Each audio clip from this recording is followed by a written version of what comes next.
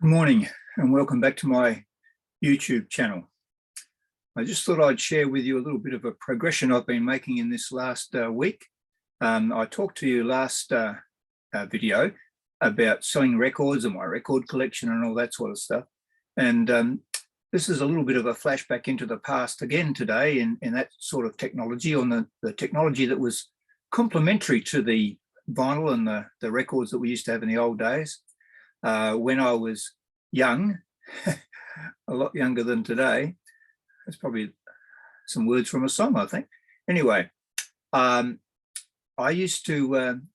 started recording pop music on basically on a small Panasonic National reel-to-reel tape recorder, which took about 2-inch spools in those days, and you only got about a half an hour recording. It was recorded at 1 7/8 per second speed, which is a pretty standard speed for speech and low quality taping in those days, or recording in those days.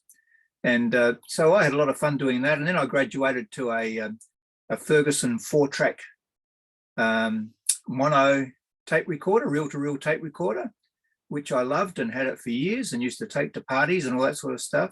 And I used to tape music off the radio and also off of my own record collection. I'd hook it all up and tape it, and then take these reels with me and the tape recorder to parties that we had, and they'd just go all night, and we used to have a lot of fun doing that. So, and probably people still do that sort of thing today with modern technology. So anyway, I think I mentioned last time that I was talking to someone about some old recorded tapes that I had, and I decided I really needed to. I've had several reel-to-reel tape recorders over the years, and the last one I sold was a magnificent Akai system, which I sold on a whim, and I shouldn't have. And I've been meaning for a long time to replace it, because I have heaps of pre-recorded reel-to-reel tapes here, both my own collection, this other one that my friend picked up at a garage, so this other collection of stuff, and also my late pastor. He was an avid recorder of not only his sermons and other people's sermons, but also music as well in the old days. And I have a lot of his tapes in my collection here. So I have a huge collection of music in this place, LPs, cassettes, reel-to-reel tapes and whatever. Anyway, I was fortunate enough, I started looking, and I found this one on Australia's Gumtree, and it's a Sony TC 252D, this reel-to-reel tape recorder. You can see it behind me there. I'll show you how it works in a minute. And I went and saw it, and this one had recently been reconditioned, and I was really surprised by how good a condition it's in. It's basically in almost mint condition, and it had a thorough servicing by a person who obviously knew what he was doing. And I was very pleasantly surprised when I went to pick this up and decided to buy it. And I'm going to show you a little bit of it now. I found out that all my old tapes still work, and I've got one on there now where I've got a combination of some pop music recorded off the radio, and also because it's 4-track.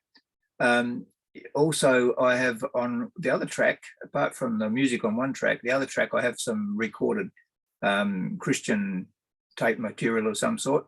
And so I'm going to just show you how you switch these two tracks over and how you control the volume and all that sort of stuff. I'm not going to play too much of the actual music because I don't want to violate copyright or anything like that. I don't think I would be by doing this, but anyway, you might just get a snippet of something, but we'll see what happens. So that's it. I'm going to share this with you. One thing I did find out was that these tapes are quite brittle. And one of them that I was playing through, and then I tried to stop and rewind it, and the trouble is I had been rewinding it at the finishing end of the tape on the reel on the left, and when I stopped the machine, it snapped the tape, and I thought, oh no, that's all my treasured recordings from back in the 1960s. But I've had experience of repairing cassettes before in the past, just using sticky tape, and I thought I can fix this. So I got out. I'll just show you before I show you the actual machine. All you need is some of this Scotch tape and a pair of scissors, and you just line the two broken parts up, do a little diagonal cut on each one so that they match, and then you just lay it on top of this and trim the edges, and then you've got a join. And so I did that, and I fixed the tape. So there you go. I'm going to try and just put this down here next to the, I lined this up before next to the tape recorder, so I can probably try and show you a little bit of how it works. So let's see how we go. We'll put this over here.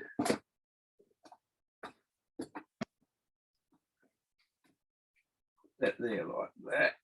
Wait a minute. I thought I had this working before. I'll just tilt it back a bit.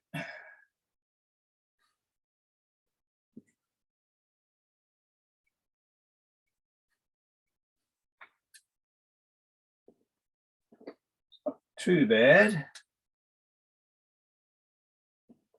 Tilt it forward so you can see the controls. A little bit further. Okay.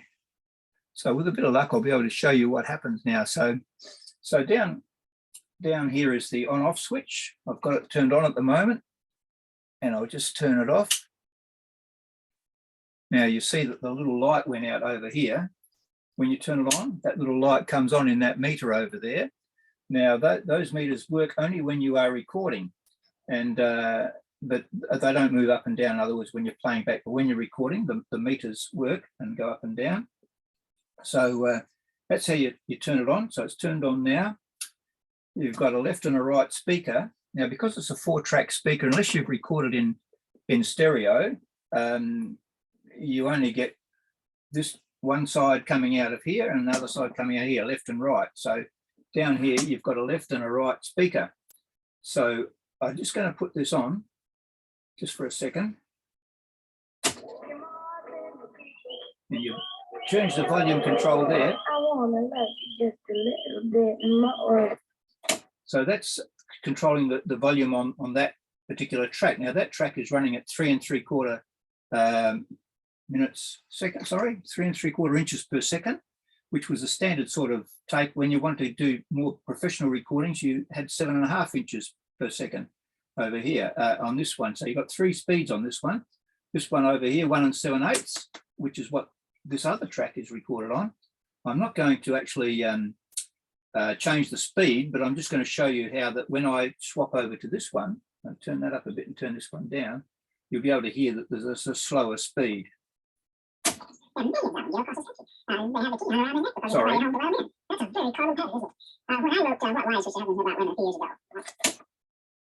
That is speeding up the slower speed. So perhaps if I just switch this back here, and we do that. 33% of the mothers of children under. There you go. So that, notice how that went from unintelligible to the right speed for voice. So that's a good setting for voice recordings. And also it's not too bad for music. But basically most of the time, if you're just playing around like I used to, you would record on the 3 3/4 seconds. So basically you control this speaker here by that volume control and this one by that volume control. So, and then you've got your tone setting over here. This one over here sets the tone. So there you go. You've got speakers. You can turn the speakers on and off with this little switch down here. And if you want to record, what you do is you, if you're recording on both tracks, I haven't looked up the instructions, but I believe you would hold both those down at the one time and just press play, and that would record over the tape that you've got here. Over here, you've got a tape counter. I've just reset that. And you've got a plug here for phones. On the side is where you hide all the, you put all your power cord in. This all collapses up into a nice little box carrying, but it's quite heavy to carry. And also there are in and out plugs over there, sockets, so you can take music from out of the of this machine and record it something else. So I'm hoping to digitize some of the tapes that I have by using the outlets on the back of the machine there. Although you can just sit here with your phone and record it beautifully. I did that yesterday. I recorded some of my music just on the phone to see if I could make a little video. So there you go. That's a bit of an idea of what the and the guy who sold this to me, he's got another similar one that he's just releasing for sale now, except that it doesn't have speakers with it. So it's a more a later model than this one, but looks very similar to that. So he's selling that one now, but this is in pretty much pristine condition. It's all been cleaned inside and out and readjusted and whatever. So there you go. Down here, I also got with it a little microphone system that plugs in over there.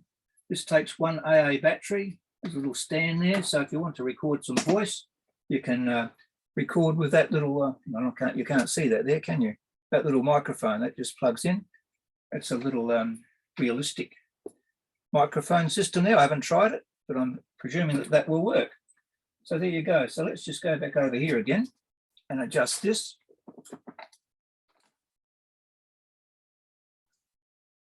Lighten that up a bit.